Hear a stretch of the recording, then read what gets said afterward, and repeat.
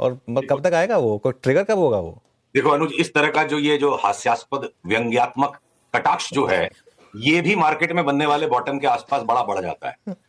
तो आपके जैसे सुलझे हुए व्यक्ति के मुंह से कटाक्ष निकल रहा है जस्ट अपने आप को सेफ रखने के लिए, ये भी एक बॉटम बनने का सूचकांक है। हाँ। देखिए सुशील जी, ऐसा है, मैं कटाक्ष नहीं कर रहा हूँ। देखिए सुनिए मेरी बात, मैं कटाक्ष नहीं कर रहा। मैं तो एक सवाल आपसे आराम से पूछा, क्योंकि भाई अब मैं कहा कि वो 30,000 निफ्टी का ही था कि सेंसेक्स का तो नहीं था। मैं तो एक सिंपल से सवाल पूछा था आपसे। अब उसका अगर सेंसेक्स 30,000 हो जाएगी ना अनुज जी, तो आप में सारे लोग गांव चले जाएंगे, फिर उसके बाद स्टॉक मार्केट को ताला लग जाएगा। तो बिल्कुल, वो तो है। हाँ नहीं, देखिए ऐसा है सुशील जी, देखिए ऐसा है, मैं वो इसलिए बोल रहा हूँ क्योंकि जैसा मैं पिछली बार भी कहा था, थोड़ा हंसी मजाक हो रहा है, बाकी ऐसा कुछ नहीं है। और ऐसा खैर ये हमारा ऐसा चैनल नहीं है कि हम ऑन एयर आपसे कुछ लड़ाई वगैरह करें। एक ऐसे सिंपल एक मजाक में पूछा था। अच्छा चलिए, अब सीरियसली बताइए कि वो कॉल इंटैक्ट है ना? वैसे कहीं कहीं पे लोगों ने लड़ाइयां कर ली है, वो भी एक बॉटम बनने के टाइम पे होता है। बिना बात के बर्तन बजना शुरू हो जाते हैं, ये भी बॉटम बनने का इंडिकेशन है। नहीं खैर, बर्तन बजाने की जरूरत नहीं है, मार्केट में ऑलरेडी इतना सब पेन चल रहा है। तो बताइए फिर 30,000 निफ्टी। हम बिफोर चार्ट्स को पढ़े हैं। जब कॉमन सेंस की सबसे ज्यादा जरूरत होती है ना, उसी वक्त कॉमन सेंस गायब हो जाता है। ठीक है, अगर इस वक्त जिनको फंडा और मेंटल और फंडामेंटल ये तीनों चीजों का इस्तेमाल करना है, वो सारे चुप बैठे हैं। वो अभी चार्ट देखने की कोशिश कर रहे हैं, उनको चार्ट देखनी चाहिए थी 26,000 पे। तो अगर निफ्टी का पी रेशियो 20.1 जो भी आप पकड़ लो, और पीक पे 26,000 पे अगर 25 था, 12 से 15% की भी अर्निंग्स ग्रोथ पे अगर डाउट है तो शेयर बाजार छोड़ देना चाहिए, संन्यास ले लेना चाहिए।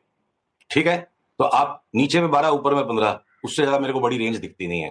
तो अगर 26,000 की निफ्टी पे 25 का पी रेशियो था, आप उसे 15% की अर्निंग्स को लगा लेते हो, 26,000 पे 15% को ऊपर जोड़ोगे तो 4,000 पॉइंट ऊपर। मैंने बोला कौन सा पाप कर दिया, कौन सा जुल्म कर दिया मैंने? बहुत नॉर्मल बात करी है। मैं 32,000 का इंतजार करूंगा, बात अभी हम 30,000 की करेंगे, और 14,000 के लिए हम करना शुरू करेंगे जब निफ्टी 23,000 के ऊपर बंद आ जाएगी। देखिए, सेटअप का बनना एक चीज है, और बाजार जब हमें इंस्ट्रक्शन देगा कि भाई अब मूवमेंट शुरू हो गया। देखिए, सोचना वक्त से पहले पड़ेगा, अनुमान वक्त से पहले लगाना पड़ेगा, इसीलिए उसको भविष्य की वाणी कहते हैं। पर कार्यान्वित भविष्यवाणी को तभी करना है जब आपको सिस्टम से इंस्ट्रक्शंस आ जाएंगे, सिग्नल आ जाएगा। तो लास्ट वीक भी हमारी क्या बात हुई, 23,102 आएगा तो लेंगे, नहीं आएगा। निफ्टी अगर घट गई, पर ये एपीएल पोलो घटा 5%, 3 दिन में बढ़ गया 20%। तो वन बाई वन हमारे यहाँ स्टॉक्स के 22 सिग्नल आ रहे हैं, हम उनको करके पकड़ रहे हैं। और पूछोगे कि क्या चलेगा, मैं बोलूंगा जब 1% की तेजी संभव है बाजार। भविष्यवाणी कर दी, नहीं हुआ तो मुझे फांसी पे लटका देंगे कुछ लोग। नहीं देखिए सुशील जी, फांसी पे तो खैर लटकाने की बात नहीं है। दूसरी बात, ऐसा भी नहीं है। देखिए हमारे चैनल पे ये एक सेकेंड, हमारे चैनल पे ना ये रिक्वायरमेंट नहीं है कि आपको एडिटर के साथ उनकी हाँ में हाँ मिलानी है। आपका व्यू अलग हो सकता है, कंप्लीटली अलग हो सकता है, और उसको मैं रिस्पेक्ट कर रहा हूँ। और मैं अभी भी बोल रहा हूँ कि व्यूज सबका होता है, कभी सही होता है, कभी गलत होता है। और आजकल लोगों की आदत है कि आप ट्रोल तो सब करते हैं, सब ट्रोल होते हैं, हम कम ट्रोल होते हैं। वो तो आदत है लोगों की। आप ट्रोलिंग को तो इग्नोर करके आगे, मतलब मैं कह रहा हूँ, मेरा पॉइंट ये था कि हम सिर्फ अपने व्यू को इस चीज से ना चेंज करें कि ट्रोलिंग हो रही है तो सिर्फ उसको प्रूव करना है हमको। मैं बस वो बात पे आ रहा था कि वो नहीं होना चाहिए। बाकी खैर व्यू तो आपका हमेशा मैंने उसको रिस्पेक्ट दिए। स्टॉक स्पेसिफिक यहाँ से क्या सौदे आपको अच्छे लग रहे हैं? अनुज, मैं वापस से बात को दोहराऊंगा। अगर मेरे सर पे कोई रिवॉल्वर रख दे और बोले तेरे को कुछ शॉर्ट करना पड़ेगा, कोई स्क्रिप्ट निकाल के दे, तो मैं बोलूंगा भाई 5% से ज्यादा कमाने की जगह कोई स्क्रिप्ट में नहीं दिख रही है। वो भी पिछले मंगलवार से लेके अभी तक हुआ है कि आईटी ने झटके से एक खड्डा वापस नीचे का दे दिया थोड़ा सा, और अगर बैंक निफ्टी जिसमें हायर बॉटम बना था वो टूट गया। तो अगर 5% से ज्यादा एफ एंड ओ के अंदर कोई भी आइटम नहीं दिखती है जो कि बेच के सस्टेनेबली कमा ले, अगर वो जुबिलेंट फूड वर्क्स में भी एक सस्टेन्ड लॉन्ग टर्म टॉप बन भी गया, वो भी कोई प्रॉपर पैटर्न्स नहीं दे रहा कि शॉर्ट सेलर कमा लेगा, टाइम टू टाइम बीच में जोर की उछाल की नॉइज आएगी। तो ऐसा है, देखिए सांस से रोक इंतजार में हम हैं। ये बाजार जब घूम के कंफर्म सिग्नल दे, नहीं घूमेगा रॉन्ग हो जाएंगे। देखिए, दो चीजें हैं, या तो यहाँ शॉर्ट करके पैसे कमा सकते हैं या लॉन्ग करके कमा सकते हैं। और अगर दोनों में से एक चुनना पड़े तो बिल्कुल नहीं लगता कि शॉर्ट करके सस्टेनेबल पैसा बनेगा, क्योंकि गाढ़ी कमाई हमेशा लंबी चाल में जो लंबे समय तक होगी उसमें होगा। 20,000 पे जैसे लॉन्ग करके कमाने के लिए बहुत दबाव था, कल का सौदा बता दो, 1 घंटे बाद का बता दो। उन्होंने बोला भैया 23,000 आएगा तब सोचेंगे। आज उतनी बड़ी सोच हम रखते हैं क्योंकि वो जरूरी है, उसके बिना हमसे काम नहीं होता, सबकी प्रकृति अलग अलग है। और जिनके पास वो 2 घंटे के सौदा करने की कला है उनको साष्टांग दंडवत।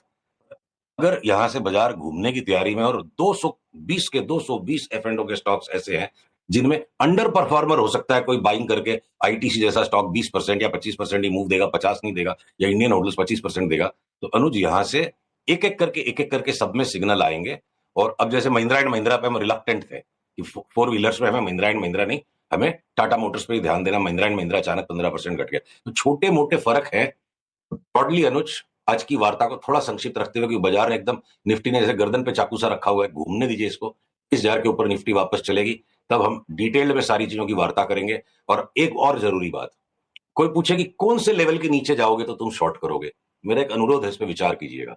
ये जो लेवल होते हैं ना, ट्रेंडिंग मार्केट में लेवल बेस्ड ट्रेडिंग काम कर सकती है, और कहीं किसी ने लेवल का नाम सुन लिया, वो हर वक्त लेवल लगा रहा है।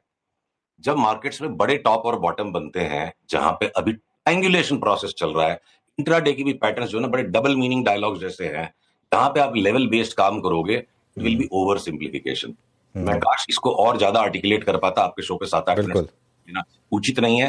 चाहे लेवल बेस्ड आइडियाज को नहीं, बात बिल्कुल समझ गए, बात बिल्कुल समझ गए आपकी। इनफैक्ट मेरे को एंकर आशीष हैं, उनको तो मैं ये आपको वेरीफाई कर सकते हैं, मैंने पिछले 3 महीने से ये बात कही है कि ये मार्केट अब लेवल का नहीं है, सेंटिमेंट का है। आशीष आप सवाल पूछना चाहेंगे? बिल्कुल ठीक है, और सुशील सर सही कह रहे हो आप, ज़्यादा लोग रिटेल तो खासतौर पे खरीद के ही पैसा बनाना जानते हैं। आपका बोल्ड कॉल है, ठीक है, निफ्टी को लेवल्स को टारगेट्स को लेकर 30,000 के हम इवेंचुअली पहुंचते हुए नजर आएंगे। सुशील सर, कौन से स्टॉक्स हैं जो रिलेटिव आउट परफॉर्मर्स होंगे, कहां पे आप नजर रखे हुए हो? चलिए, तो अगर आज आपके चैनल पे मुझे इतनी उदारता मिल रही है कि वापस एक ब्रॉड क्वेश्चन मिल रहा है, मैं 2 मिनट का टाइम लूंगा और सारे सेक्टर्स कवर कर देता हूं। हाँ, 2 मिनट का टाइम हम है भी हमारे शो में। और ऑटोज में सारे के सारे 2 व्हीलर्स अल्ट्रा आउट परफॉर्मेंस मेरे को लगता है उनमें आएगा। इलॉन मस्क को लेके जो सबके घबराहट हो रही है, टाटा मोटर्स में क्या और कहानियां बनेगी, जेएलआर की कहानी बनेगी, चाइना स्टोरी बनेगी, सारी चीजें अगर आज ही पता हो जाती तो टाटा मोटर्स का भाव आज ही 1200 हो जाता। टाटा मोटर्स की चार्ट चीख चीख के कह रही है जिस दिन बाई का सिग्नल आएगा जोर से हमें बाइंग करनी है। महिंद्रा एंड महिंद्रा को हम अवॉइड करते रहेंगे, चाहे उसका कारण इलॉन मस्क बने चाहे कुछ और बने, वो ओवर प्राइस्ड ऑलरेडी हो गया। तो ये हो गई ऑटो की कहानी। सीमेंट में हमारी बेस्ट 2 पिक्स करेंटली एसीसी और अंबुजा है, और यही अडानी ग्रुप की भी बेस्ट 2 पिक्स की, इनमें जो होना था कोहराम मच चुका है, इनकी डबल होने की चाल शुरू हो गई है। रैमको नॉइजी होकर ऊपर चलेगा, बाकी के सारे सीमेंट स्टॉक्स में अभी भी एडजस्टमेंट होना बाकी है। जो इंजीनियरिंग के केपेक्स के स्टॉक्स थे जिनमें हमें परहेज था, बजट के दिन भी मैंने अनुष्ठ कहा 3100-3200 में मिले तो लार्सन लो, और लार्सन भी बोलता है मुझे अब नहीं लोगे तो कब लोगे। 4500 की चाल उसमें भी बनेगी, शुरू नहीं हुई है। सीमेंस, एबीबी, कमिंस, इनका करेक्शन हो गया तो कंप्लीट हो चुका, और इनमें सब में जो हाई बनेंगे हमारा अनुमान है पिछले हाई से बहुत ज्यादा ऊंचे हाई बनेंगे। और मैंने ये नहीं बोला कि अब भी जाके आधे घंटे में ले लो, जिस दिन वो बाई का सिग्नल आएगा हम सोशल मीडिया पे भी, आपके भी चैनल पे, सब जगह आके दोबारा से री एम्फेसाइज करेंगे। अभी हम ये कह रहे हैं बेचो मत, अब आ जाइए आप। इंजीनियरिंग हो गया, बैंकिंग के अंदर में small banks, small finance banks, small private sector banks, मेरे को लगता है बेहिसाब पैसा बरस सकता है इनमें। और लार्ज बैंक्स को ज्यादा पढ़े लिखे लोग जो सारे फंड्स में माल है, एचडीएफसी, आईसीआईसीआई, मेंटेनेंस रिटर्न्स आएगी 15-20% की। आपके जो भूले बिसरे गीत है बिल्कुल, ये आरबीएल, बंधन, अब इनको 1 साल का मौका मिलेगा एक्स्ट्राऑर्डिनरी परफॉर्मेंस का। फाइनेंशियल सर्विसेज में इंश्योरेंस के A to Z स्टॉक्स पे हमारी तेजी है।